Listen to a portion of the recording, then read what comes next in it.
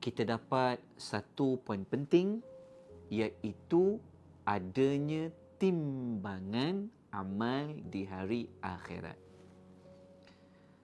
Kalau kita dah yakin maklumat tentang timbangan ini, yang ditimbang apa? Iaitu amal pahala kita, maka tindakan yang perlu kita lakukan. Apa yang kita kena buat?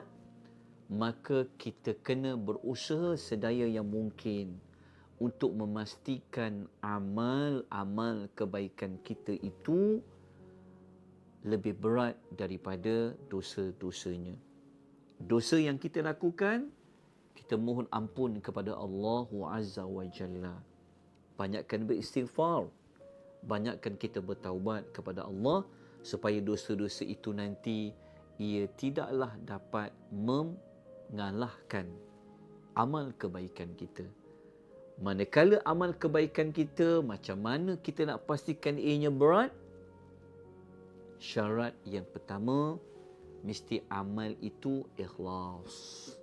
Buat kerana Allah, bukan nak tunjukkan kepada orang, bukan kita nak paparkan kepada publik, bukan kita nak tunjukkan dalam media sosial apa yang telah kita buat. Kalau kita tak ikhlas, kita ada niat yang lain, kita bimbang amal itu nanti akan ditolak oleh Allah. Allah akan buang jauh-jauh, menyebabkan amal itu tak boleh nak digunakan untuk ditimbang. Dan amal itu tak boleh pun memberatkan amal kebaikan kita. Kerana kalau tak ikhlas, ia menjadi faktor kepada amal itu dihapuskan oleh Allah Azza wa Jalla. Tak ada ganjarannya. Manakala syarat yang lain, amal yang kita buat